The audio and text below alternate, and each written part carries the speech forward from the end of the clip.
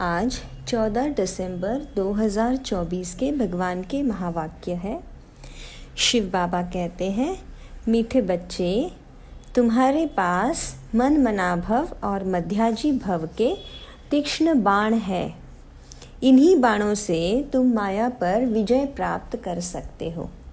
प्रश्न है, बच्चों को बाबा की मदद किस आधार पर मिलती है? बच्चे बाबा की शुक्रिया किस रूप से मानते हैं? उत्तर, जो बच्चे जितना बाबा को प्यार से याद करते उतना बाबा की मदद मिलती है। प्यार से बातें करो, अपना कनेक्शन ठीक रखो, श्रीमत पर चलते रहो तो बाबा मदद करता रहेगा। बच्चे बाबा की शुक्रिया मानते, बाबा आप परमधाम से आकर हमें पतित से पावन बनाते हो, आपसे हमें कितना सुख मिलता है। बाबा के प्यार में आंसू भी आ जाते हैं। ओम शांति। बच्चों को सबसे प्रिय है माँ और बाप, और माँ बाप को फिर बच्चे हैं बहुत प्रिय। अब बाबा जिसको त्वमेव माताश्च पिता कहते हैं, लौकिक माँ बाप तो ऐसे कोई कह ना सके। यह महिमा है ज़रूर, परंतु किसकी ये कोई नहीं जानते। अगर जाने तो वहाँ चले जाए और बहुतों को ले जाए, परंतु ड्रामा की भावी ही ऐसी है। जब ड्रामा पूरा होता है तब ही आते हैं। आगे मूवी नाटक होते थे, जब नाटक पूरा होता था तो सभी एक्टर स्टेज पर खड़े हो जाते थे। यह भी बेहद का बड़ा नाटक है। यह भी सारा बच्चों की बुद्धि में आना चाहिए। सतयुग, त्रेता, द्वापर, कलयुग, यह सारी सृष्टि का चक्र है। ऐसे नहीं मूल वतन सूक्ष्म वतन में चक्र फिरता है, नहीं, सृष्टि का चक्र यही स्थूल वतन में फिरता है। गाया भी जाता है, एक ओंकार सतनाम। अब यह महिमा किसकी है? भल ग्रंथ में भी सिख लोग महिमा करते हैं। गुरु नानक वाच, अब एक ओंकार, यह तो उस एक निराकार परमात्मा की ही महिमा है, परंतु ये लोग परमात्मा की महिमा को भूल गुरु नानक की महिमा करने लगते हैं। सतगुरु भी नानक को समझ ले लेते हैं। वास्तव में सृष्टि भर में मही जो भी है उस एक की ही है और कोई की महिमा नहीं है। अभी देखो, ब्रह्मा में अगर बाबा की प्रवेशता नहीं होती तो यह कौड़ी तुल्य है। अभी तुम कौड़ी तुल्य से हीरे तुल्य बनते हो परमपिता परमात्मा द्वारा। अब यह है पतित दुनिया, ब्रह्मा की रात्रि।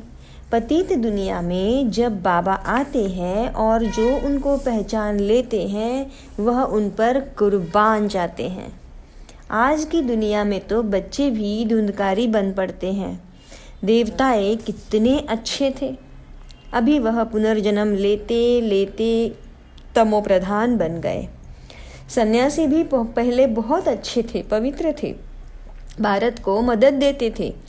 भारत में अगर पवित्रता ना हो तो काम चिता पर जल जाए। सतयुग में काम कटारी होती नहीं है। इस कलयुग में सब काम चिता के कांटों पर बैठे हुए हैं। सतयुग में तो ऐसे है नहीं कहेंगे। देखो, वहाँ यह पॉइजन होता नहीं। कहते हैं ना, अमृत छोड़ विष काहे को खाए। विकारी को ही पतित कहा जाता है। आजकल मनुष्य तो देखो 10-12 बच्चे पैदा करते रहते, कोई कायदा ही नहीं रहा। सतयुग में जब बच्चा पैदा होता है तो पहले से ही साक्षात्कार होता है। शरीर छोड़ने से पहले भी साक्षात्कार होता है कि हम यह शरीर छोड़ जाकर बच्चा बनूंगा, और एक ही बच्चा होता है, जास्ती नहीं। लॉ मुजीब चलता है। वृद्धि तो होनी है जरूर, परंतु वहाँ विकार नहीं होता। बहुत पूछते हैं तब वहाँ पैदाइश कैसी होती है? बोलना चाहिए, वहाँ योग बल से काम होता है सब। योग बल से ही हमारी सृष्टि की राजाई लेते हैं। बाहुबल से सृष्टि की राजाई नहीं मिल सकती। बाबा ने समझाया है, अगर क्रिश्चियन लोग आपस में मिल जाए तो सारी सृष्टि का राज्य ले सकते हैं। परंतु आपस में मिलेंगे नहीं, लॉ नहीं कहता। इसलिए दो बिल्ले आपस में लड़ते हैं तो माखन तुम बच्चों को मिल जाता है। श्री कृष्ण के मुख में माखन दिखाया है। अब यह सृष्टि रूपी माखन है।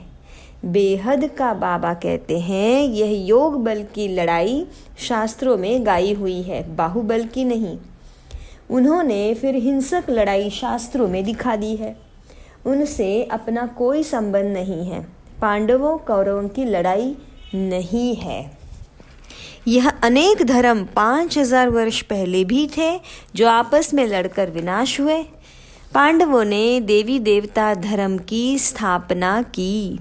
यह है योग बल जिससे सृष्टि का राज्य मिलता है। माया जीत जगत जीत बनते हैं। सतयुग में माया रावण होता नहीं, वहाँ थोड़े ही रावण का भूत बनाकर जलाएंगे।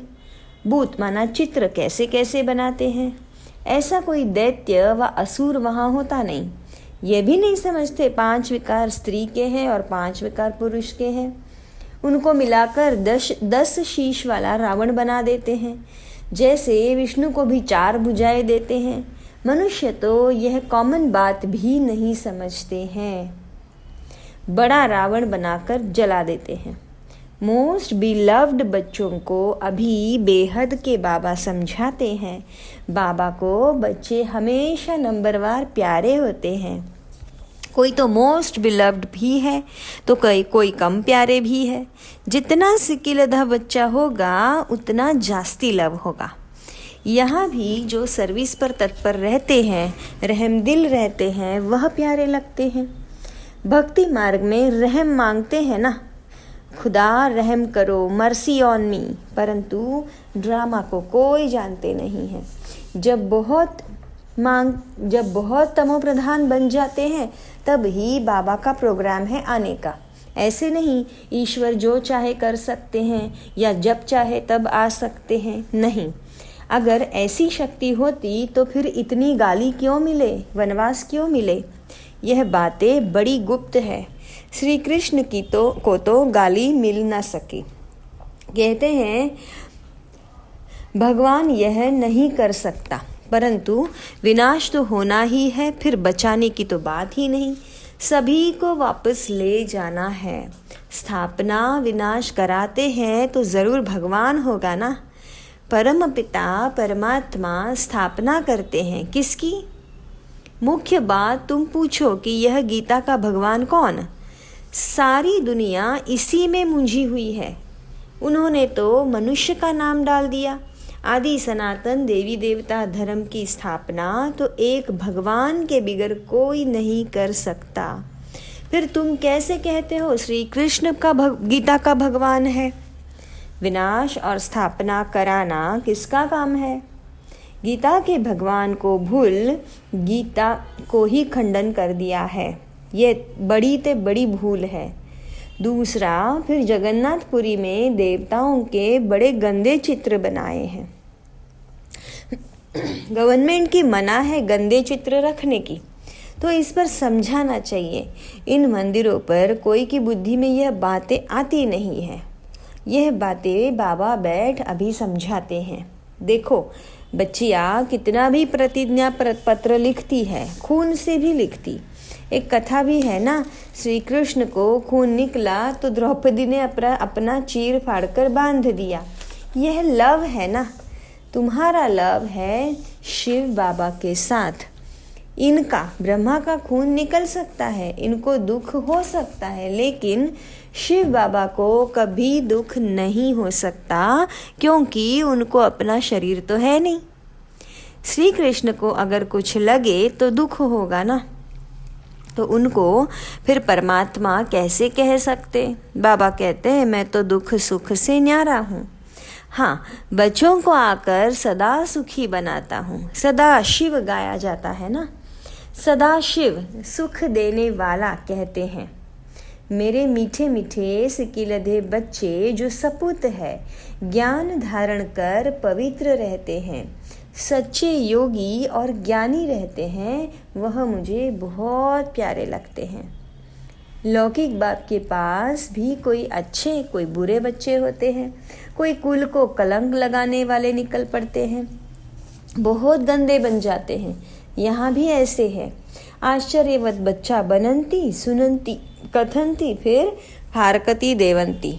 इसलिए ही निश्चय पत्र लिखवाया जाता है तो वह लिखत फिर सामने दी जाएगी। ब्लड से भी लिख कर देते हैं, ब्लड से लिख कर प्रतिज्ञा करते हैं। आजकल तो कसम भी उठवाते हैं, परंतु वह है सारा झूठा कसम। ईश्वर को हाजिर नाजिर जानना अर्थात यह भी ईश्वर है, मैं भी ईश्वर, कसम उठाता हूँ। बाबा कहते हैं अभी तुम प्रैक्टिकल में हाजिर नाजिर जानते हो।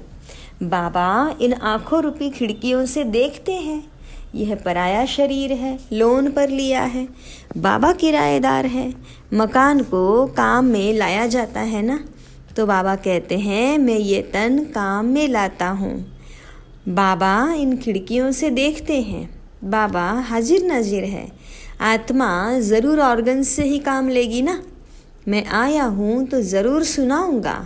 ऑर्गन्स यूज़ करते हैं तो ज़रूर किराया भी देना पड़ेगा। तुम बच्चे इस समय नर्क को स्वर्ग बनाने वाले हो।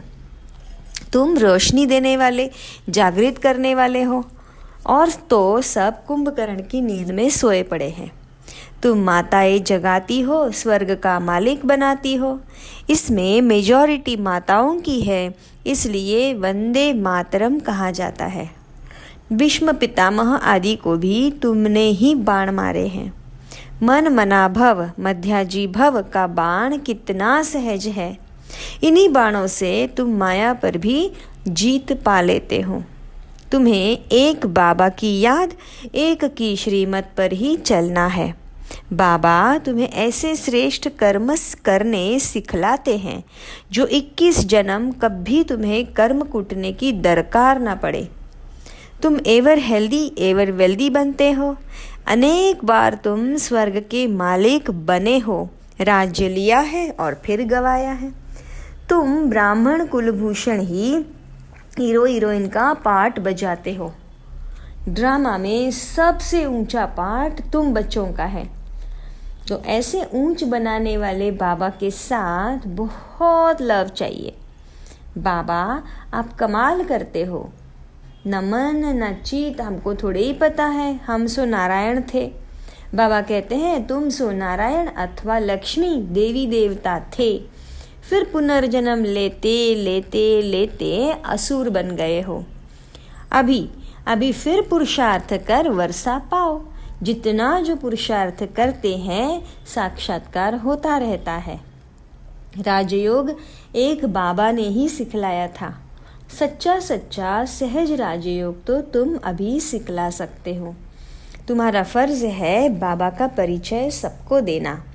सभी निधन के बन पड़े हैं। यह बातें कल्प पहले वाले कोटों में कोई ही समझेंगे।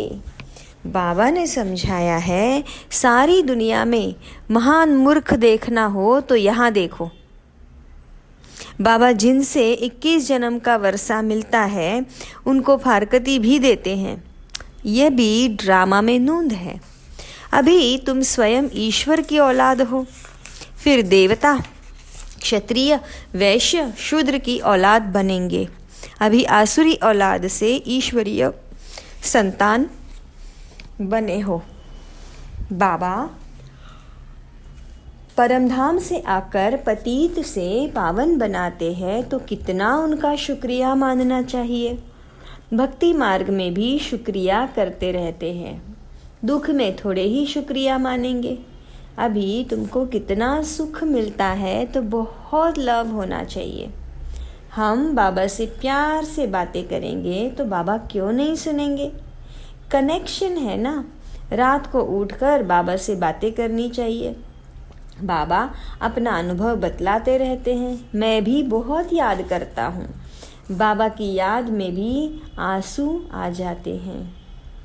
हम क्या थे, बाबा ने क्या बना दिया। तत्त्वम तुम भी वह बनते हो। योग में रहने वालों को बाबा मदद भी देते हैं। आप ही आंखें खुल जाएगी, खटिया हिल जाएगी, बाबा बहुतों को उठाते हैं।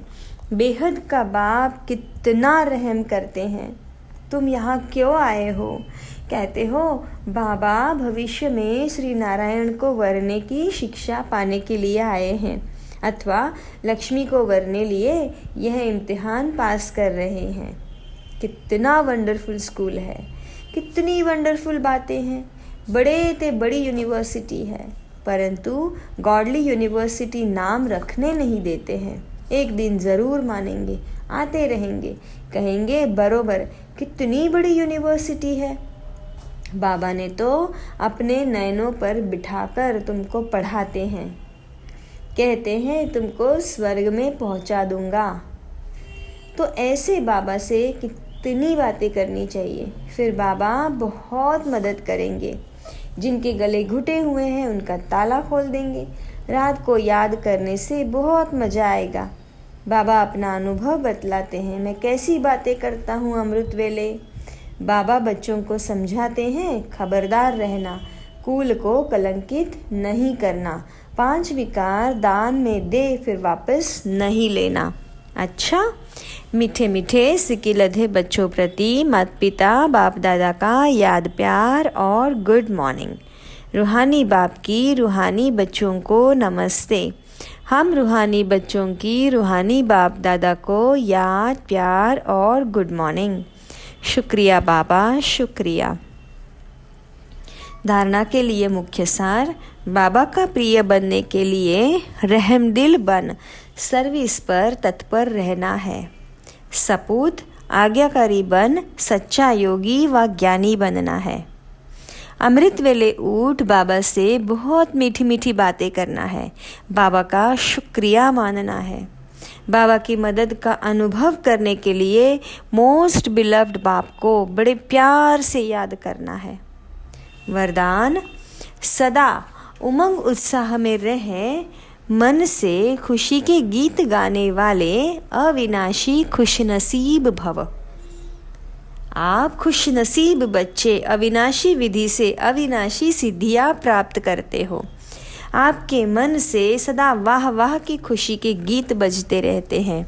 वाह बाबा वाह, वाह मेरी तकदीर वाह, वाह रे मीठा परिवार वाह, वाह श्रेष्ठ संगम का सुहावना समय वाह, हर कर्म वाह वाह है, इसलिए आप अविनाशी खुश नसीब हो। आपके मन में कभी वाई आए क्या क्यों मैं नहीं आ सकता। वाई के बजा वाह वाह, आय के बजा बाबा बाबा ही शब्द आता है। स्लोगन, जो संकल्प करते हो उसे अविनाशी गवर्नमेंट की स्टैंप लगा दो तो अटल रहेंगे। शुक्रिया बाबा, शुक्रिया। अच्छा, ओम शांति।